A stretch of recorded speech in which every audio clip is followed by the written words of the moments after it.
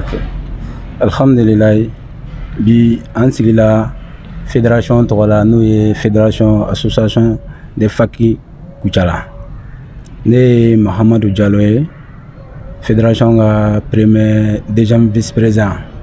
N bɛna kuma an ka président tɔgɔla n'o ye Jakarija Kulubali ye ka jama fo ka waleɲuman dɔn. Ne ye Mahamadou Diallo ye. Ne ye chauffeur ka syndicat président ye. En même temps, n ye association de routiers jeunes chauffeurs secrétaire administratif ye Kucala yan. Bi an ka sigi laɲini ye mun ye? An ka association fédération ka laɲini kun ye an kun ye fɛn boloda n'u ye lancement ye. A kun kan ka kɛ nin kalo in tile 25 n'u ye septembre kalo le 25 ye. Mais an ye lajarabi sɔrɔ an ka parrain Ala ye latigɛ s'a ma n'u ye a bamuso ye. Ala ka lajarabi sela ma an bɛ dugawu k'a ye Ala ka hinɛ la, Ala ka yafa ma, Ala ka jigiyɔrɔ ɲɛ k'an yɛrɛ ɲɛ k'an t'a kɔnɔ. O kɛla sababu ye k'an ka lancement bɔ a tɔgɔ kɔrɔ. Donc an bɛ kunnafoni di Kucalakaw ma, ka kunnafoni di maliyɛnw ma k'a yira k'a fɔ sababuya min ye an bali k'an ka lancement in bɔ a tɔgɔ kɔrɔ. Bi ka sigi kun y'o ye ka se ka ɲɛfɔli kɛ an badenw an n'an sinjiw ɲɛna u ka se ka bɔ a kalama k'a fɔ ko kunnafoniya min bɛ yen an ka bi sigi kun y'o ye. Sanni ka bɔ kuma na n bɛ foli kɛ jamana in ye ka jamanaden bɛɛ fo ka jamana ɲɛmɔgɔw fo k'an ka transition président fo ka dugutigiw fo ka bɛɛ lajɛlen fo. Kuma ma ɲi da kelen na n bɛna kuma di secrétaire général ma n'o ye Sanba Kulubali ye. Ale bɛ ɲɛfɔli caman kɛ an ye ka bɔ kuma na yan nin waati in na. Ok, Monsieur le Président, vraiment, kɔrɔfɔ ɲɛna. Ne tɔgɔ ye Sanba Kulubali, ne bɛ Kucala yan. J'ai tigi en même temps, je suis le secrétaire général de la fédération des associations de Kucala. Bon, fédération et fédération composition muso jɛkulu b'a la, jeune jɛkulu b'a la. Donc, o de fédération et composition ye. Donc, n'i bɛ don fédération fana na, l'adhésion est libre et volontaire. A bɛ diya i yɛrɛ de ye. Donc, i bɛna n'i ka récépissé et puis récépissé min fana bɛ na pour que i ka se ka don fédération na, il faut k'a kɛ récépissé min bɛ musow ka développement kan, soit jeunes ka développement kan. Donc, n'i bɛ na récépissé dilen kɔfɛ, mɔgɔ 3 de bɛ di. Donc, o de bɛ association représentée au niveau de la fédération. Donc, fédération est sira min sigilen don Kucala pour que ka association de dɛmɛ. Association bɛ dɛmɛ cogo di? I bɛ taa sɔrɔ projet bɛ association bolo, mais u t'a dɔn u bɛ taa ni projet ninnu ye sira minnu fɛ. Bon, gɛlɛya caman b'o la an fɛ Kucala yan. Donc, pour que ka gɛlɛya ninnu pallier, donc an ye fédération sigi. Ni fédération sigilen,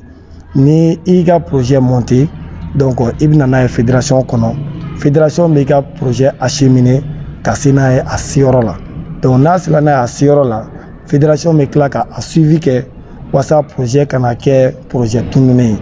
Donc o ye fédération ka hakilina dɔ ye. O bɔlen kɔ a la, fédération bɛ sensibilisation fana kɛ dans les associations pour que association kɔnɔna na u ka association bɛ labaara cogo min na n'u bɛ se ka nafa sɔrɔ a la. Fédération bɛ dɛmɛ don tɔn fana association kɔnɔ pour que ka faamuyali di u ma. Fédération, pour qu'il y ait une fédération, il faut être malien ou il faut être malienne. Donc, et puis, il y a un nous fait jamana josra fait. Donc, nous, hakilina bila il y a une fédération. Donc, fédération, te amalaouli Kucala dukona dron kama. Kucala, les 36 communes, le bé impliqué dans la mais ni mi a kanu kadu ala. Donc, maintenant, il y a une fédération. Donc, la fédération, fédération bureau b'a bolo Kucala bi. Donc, a bureau est mon bisaba. Ani mon nanini. 34 personnes au bureau membre. Le reste au élu est membre. Voilà. Je me présente, Soumolo Koulibaly, le secrétaire à la communication de la Fédération des associations de Kucala, on l'appelle FAC. Bonsoir mesdames et messieurs, soyez les bienvenus. Nous tous réunis cet après-midi, ici pour une cause noble et patriotique, unis pour notre région et pour notre pays. Permettez-moi de remercier l'Assemblée des associations membres de cette fédération. J'ai l'honneur et le privilège de m'exprimer au nom de la Fédération des associations de Koutiala, FAC. À ce titre, je tiens à remercier toutes les personnes de près ou de loin qui nous ont apporté leur soutien matériel et moral depuis la mise en place de cette union dans la ville de Koutiala, ce qui démontre la solidarité, la bonne entente entre les fils de Koutiala. Je tiens à rappeler que le lancement officiel de la Fédération des associations de Koutiala se fera dans les jours prochains. Les causes du report de la date précédente sont indépendantes de notre volonté. Pourquoi une fédération des associations, beaucoup de personnes en poseront la même question? En effet, la réponse est très simple et pleine de sens à la fois. Cette fédération a été mise sur place dans le but de réunir tous les fils de Koutiala pour la recherche des voies et moyens pour le développement de toute la région de Koutiala, voire le Mali. Notre engagement demeure ambitieux et fraternel pour tous les peuples maliens. Nous prenons la cohésion sociale, la paix, le soutien total à nos autorités actuelles et restons soudés derrière nos forces de sécurité et de défense. Notre combat n'est autre que national pour préserver la souveraineté de notre pays. Ici, nous lançons un appel aux Maliens de l'intérieur et de l'extérieur à être déterminés plus que jamais à accompagner les autorités de la transition pour leur bonne action en cours pour un Mali prospère et paisible. Nous,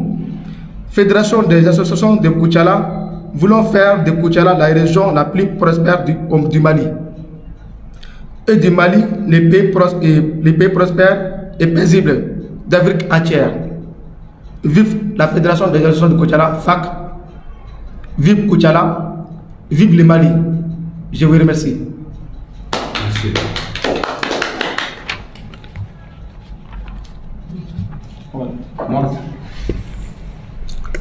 Mais bella jelen fo ni wati la ne Bakary Traoré ne association des jeunes chauffeurs de Koutiala président au kofé ne fédération kono ne secrétaire de l'environnement et ni wati la an sigile ma nya fa no kadaka lancement ya bola dogokoro ka sababu yake anga président d'honneur bamso ala o min jidoya donc o kofé a be ake abena dongele maminge anya bo to ko ka dawo de ka aya ni watila ami bela jelen fo ka be wale nyuma don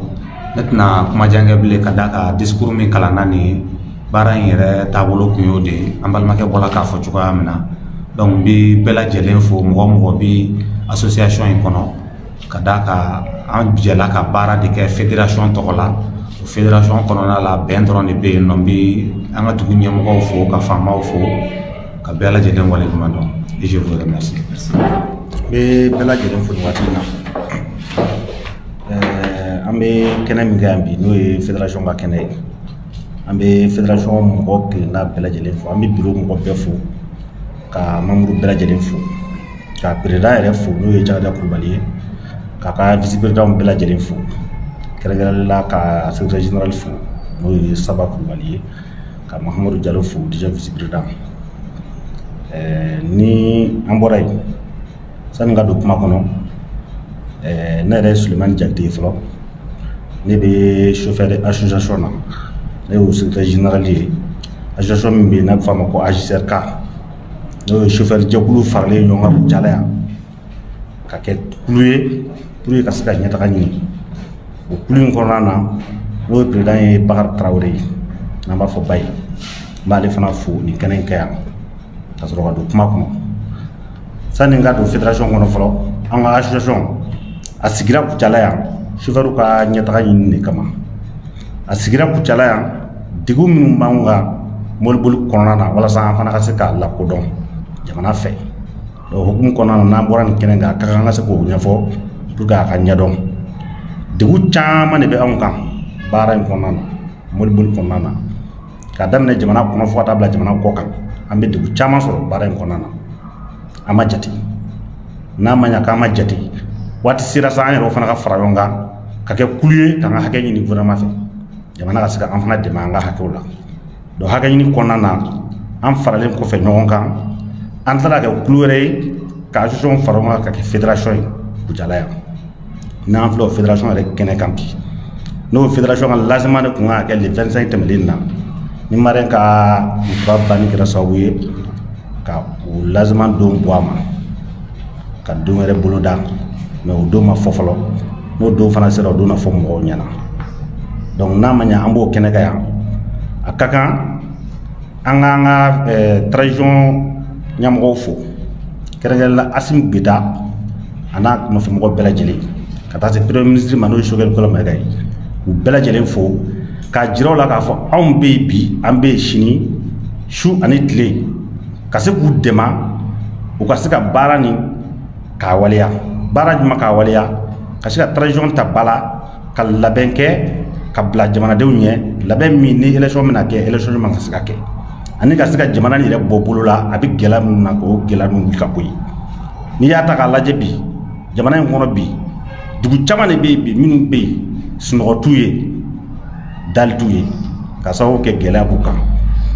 n'a ma ɲɛ ko transition bɛ yen k'a bɛ se ka labɛn kɛ pour que ka se k'o gɛlɛya ninnu wuli ka bɔ yen anw ka laɲini ye transition ka se ka gɛlɛya ninnu bɛɛ wuli ka bɔ yen ka sɔrɔ ka kɛ ni kalafili ye donc o la an bɛ transition kɔrɔma don walasa u ka se k'an faso bɔ bolo la an yɛrɛ ye fasodenw ye an yɛrɛ ye jamanaden dɔw ye jamana jɔli la an bɛɛ ka kan a la an ka se ka an nin yɔrɔ fɔ a la donc n'a ma ɲɛ n'an b'o kɛnɛ kan bi an bɛ transition mɔgɔw fo o la ka se ka jasi fo n'o ye Jagada Kulubali ye ale min nana ni hakilila ɲuman ye ka se anw ma Kucala yan k'a fɔ an ka jɛ ka kɛ kulu ye ko kɔnɔkulu jɛlen ko de bɛ bin fɔ ko n'an farala ɲɔgɔn kan ka kɛ kulu ye an bɛ nafa sɔrɔ o la donc o nafa ɲini kɔnɔna na an b'o la i n'a fɔ secrétaire général bɔra k'a fɔ cogo min na association caman de fara ɲɔgɔn kan kɛ fédération ye muso jɛkulu b'o la jeune jɛkulu caman b'a la an jɛra k'an tigɛ di ɲɔgɔn ma ka se ka Kucala yɛrɛ autorité dɛmɛ u ka baara kɛli la ka se ka Kucala dɛmɛ ɲɛtaga ɲini baaraw la an bɛ se ka an fase cogoya minnu na o baara kɔnɔna na an farala ɲɔgɔn kan o laɲiniw kɔnɔna na ka se k'o baara ninnu boloda donc an ye kulu ye kulu minnu bɛ u ka hakɛw ɲini hakɛ minnu sɔrɔlen tɛ an bolo an ka se k'an ka hakɛw sɔrɔ o fédération kelen kɔnɔna na an ɲininen bɛ association bɛɛ lajɛlen fɛ fana mɔgɔ mɔgɔ bɛ yen k'i b'a fɛ k'i ka hakɛ ɲini n'i bɛ fédération in kɔnɔ i bɛ na n'i ka projet ye ka na di fédération ma donc ka sigi k'a filɛ fédération yɛrɛ bɛna baara min kɛ a kɔnɔna na ale fana bɛ wuli ka se n'a yɔrɔ la yɔrɔ min ka kan donc n'o kɛra n'Ala sɔnna i b'i ka nafa sɔrɔ donc sani ka bɔ kuma na n b'a jira k'a fɔ an kalifalen bɛ jamana in autorité bɛɛ lajɛlen na an kalifalen bɛ jamana in maaba bɛɛ lajɛlen na an bi yan an ti yan ka kɛlɛ kɛ et puis an ti yan ka bengali kɛ an bi yan ka se ka hakɛw de ɲini an ka hakɛ minnu bɛ yen n'olu sɔrɔlen t'an bolo an bɛ yan k'o hakɛw de ɲini wa an b'a ɲini bɛɛ fɛ mɔgɔ mɔgɔ bɛ se k'an dɛmɛ an ka hakɛw sɔrɔli la u ka an dɛmɛ n'an ka hakɛw sɔrɔli ye n'o tɛ baasi wɛrɛ foyi tɛ yen donc n bɛ bɛɛ lajɛlen fo nin waati in na k'an ka dugutigiba fo n'o ye Candi Kulubali ye k'an ka dugu autorité bɛɛ lajɛlen fo dan tɛ foli min na ne bɛ bɔ kuma kɔnɔ yan fɔlɔ merci. Ne ye vice présidente bon fédération kɔni tiɲɛ yɛrɛ la depuis fédération daminɛna fo tɛ mɔgɔ ban na an welela ka n'a kɔnɔ n'an nana kɔnɔ wa an n'a ɲɔgɔnna caman fédération kɔnɔna na an fɛngɛ dama min b'a kɔnɔ an ka ca ni mɔgɔ 20 ye bi mais tiɲɛ la an hakilinaw kɛra kelen ye fédération y'an bɔ dibi kɔnɔ baara b'a kɔnɔ cogoya min na kunnafoni b'a kɔnɔ ten cogo la n'an mago bɛ min na ka tila ka kɛ sababu ye tuguni ni min mago bɛ an tɛ quartier kelen kɔnɔ an tɛ foyi an cɛ ka jan mais ni min mago bɛ min na téléphone b'an ni ɲɔgɔn cɛ an bɛ wele dɔrɔn o b'a sɔrɔ o y'a sɔrɔ an sera kɛnɛ kɔnɔ ka ban tiɲɛ yɛrɛ la fédération a tɛ se ka fɔ ka ban an tun ye lancement boloda le 25 tɛmɛnen mais tiɲɛ yɛrɛ la an ma se k'a fɛn ala jarabi ko min ka di ala ye o de bɛ kɛ mais ni ala ye min kɛ anw ye jɔni fɛ an tɛ se ka a bali hali bi ala ka taabaw hinɛ ala ka yafa k'u ma ala k'an yɛrɛ ta kɛ ko ɲa ala k'an mɛn ka saraka bɔ ye o de y'a kɛ mais don nataw na an bɛna dɔ wɛrɛ boloda hali a tɛ mɛn ni ala sɔnna Kucalaka minnu n'u ma bɔ a kalama u bɛɛ de bɛna bɔ a kalama an mago bɛ dɛmɛ na wallahi an mago bɛ dɛmɛ na gouverneur n'a ka mɔgɔw maa ma min bɛ Kucala kɔnɔ yan nɔ n'a bɛ si Kucala kɔnɔ ka tile Kucala kɔnɔ an mago b'a bɛɛ la wa an mago b'u bɛɛ ka dɛmɛ na hali ka an sigi ka kumakan duman fɔ an ɲɛna k'an bila sira kan o bɛɛ ye dɛmɛ ye n'an filila dɔrɔn o k'a fɔ an ɲɛna ni baara min nana o k'a d'an ma an pɛrɛlen bɛ baara bɛɛ de kama n tɛ an bɛ baara bɛɛ de k'an ka tɔn yɛrɛ kɔnɔna na fɔ tɛ mɔgɔ ban ne y'o vice présidente de bon sisan an bɛ safinɛ dilan a kɔnɔ bagan mara b'a kɔnɔ tigadɛgɛ bɛ dilan a kɔnɔ ne yɛrɛ ɲɛ tɛ baara la min tɛ an ka tɔn kɔnɔna na mais fédération tilala ka na belebele fara kan tuguni tiɲɛna an tɛ se ka foyi fɔ fédération ye an bɛnnen bɛ cogo min na hali bi ala ka dɔ fara o bɛn kelen kan yarabi ala ka dɔ fara a kan an ma ɲinɛ an ka président fɛngɛ kɔ dɛ n'o ye Kulubali ye a tɔgɔ Jagariya tiɲɛ yɛrɛ la ala ka segin n'an ɲuman ye a ɲɛnafin b'an yɛrɛ la Kucala yan nɔ a ye Kucala bɔ dibi la pepepepewu an tun bɛ dibi fin mun na tiɲɛ yɛrɛ la an bɔra dibi kɔnɔ quartier joli bɛ Kucala kɔnɔ bi mais an bɛɛ bɛ ɲɔgɔn kan fɔ bi ni hɛrɛ bɛ min fɛ yen nɔ o b'an wele an bɛ taa an bɛ hɛrɛ kɛ ni bɔnɛ bɛ min fɛ yen a kɛra komi bɛɛ de ka bɔnɛ kɛra tiɲɛ yɛrɛ la hali k'a dan o dama ma Kucala kɔnɔ Kucala yɛlɛmana pewu Kucala ɲɛna ala y'an tile hɛrɛ la ala k'an si hɛrɛ la ne ye madame Kamate Jugumalo Kone ne bɛ fɔtɔ mɔgɔban na an ye association de ye n'an bɛ safinɛ dilan de kɛ safinɛ muluma de don an b'a tigɛ k'a kɛ carton kɔnɔ ne yɛrɛ bɛ se ka formation kɛ mɔgɔw kunna safinɛ dilan in na ni san 3 de y'a la ne bɛ fédération membre dɔ ye ne b'a bureau kɔnɔ fédération sigira Kucala y'a diyara an bɛɛ ye association min fan o fan dayɛlɛlen don bɛɛ ye fɛn o fɛn de bɛ fɛ ka don ni récépissé b'i bolo dayɛlɛlen don bɛɛ ye fédération tɛ mɔgɔ kelen ta ye bɛɛ de ta don mɔgɔ mɔgɔ ŋaniya ɲuman tigi dayɛlɛlen don bɛɛ ye bɛɛ ka na an ka jɛ ka baara an b'a ɲini ala fɛ ala ka hinɛ taaba la ala ka yafa k'an ma ala k'a dayɔrɔ suma Jakarija yɛrɛ min Kulubali n'ale ye ni initiative ta an b'a yɛrɛ fo ka Kucala autorité bɛɛ fo an b'an ka dugutigi ɲuman fo n'o ye Canze Kulubali ye aya ne bɛ kuma bila yan nɔ kuma ɲɛna